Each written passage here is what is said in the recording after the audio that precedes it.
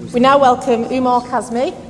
Umaar is a keen Labour Party supporter and has just finished his A-levels. He has secured his first choice university, Nottingham, and will study law with Spanish. Please give him a warm round of applause. So thank you.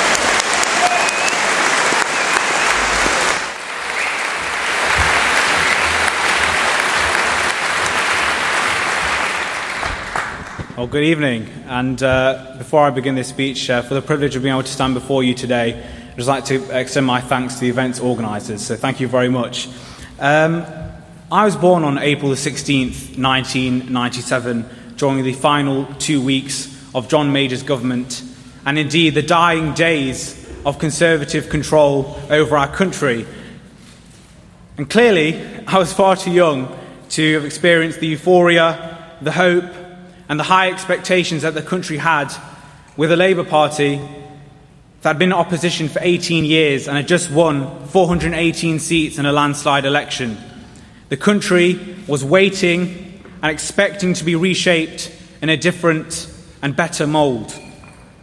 But whilst I was only an infant then, I was old enough to feel the deep-seated anger shared by many towards Tony Blair and then Gordon Brown during the dying days of their government.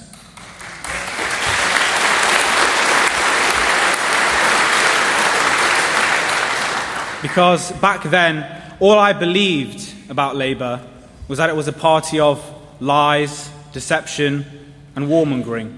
It was the reason why so many people were concerned and felt suspicious about my religion, and why so many people were angry about immigrants who were supposedly taking all their jobs. And I was 13 years old at that time, and I actually felt relieved when David Cameron and Nick Clegg stood in front of 10 Downing Street on May the 11th, 2010. Relief that I clearly don't feel now, I can assure you.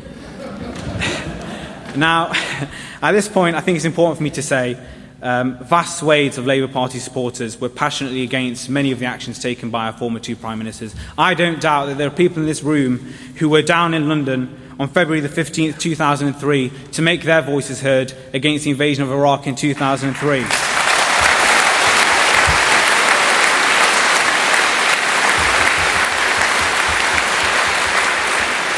But just like the majority of people in this country, you weren't listened to.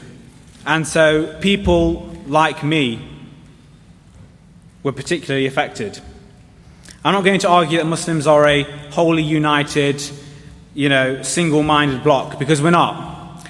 But one area where we were unified was our support of the Labour Party. The ideals of equality, tolerance, and most importantly, social justice are at the very core of what we are and what we believe.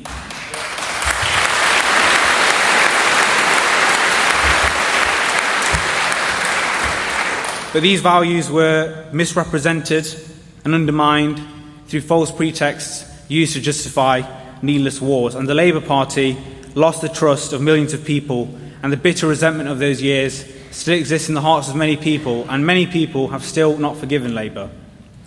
And then an individual arises from the backbenches and dispels that resentment, an individual whose principles and integrity allowed him to resist and campaign against the wars in Iraq and Afghanistan, an individual whose ethics, humility and tolerance fills the heart of a pessimist with hope for the future.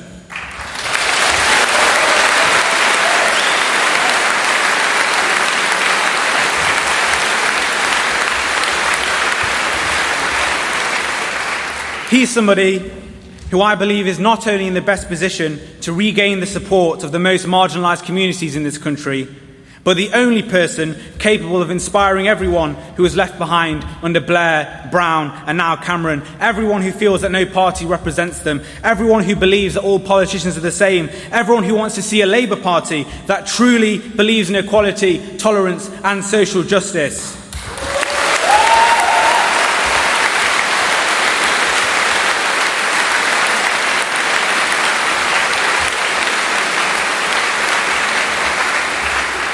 This is Labour's time to reclaim its stake in those communities that have been damaged, violated and beaten down by successive governments that have failed them. The Tories spread their rhetoric about the deficit. Fine, they've got 5 more years to fail again, but it should be our job in this party to finally close the moral deficit left by New Labour.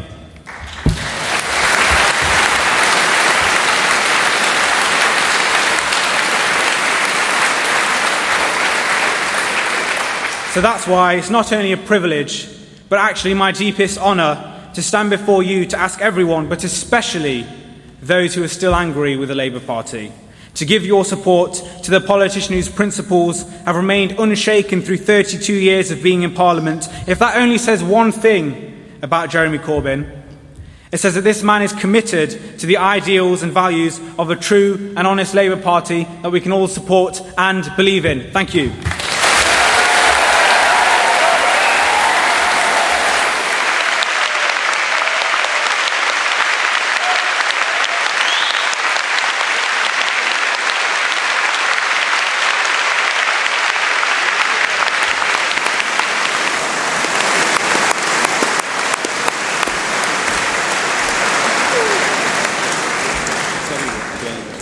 Excellent, Umaar. Thank you very much for that.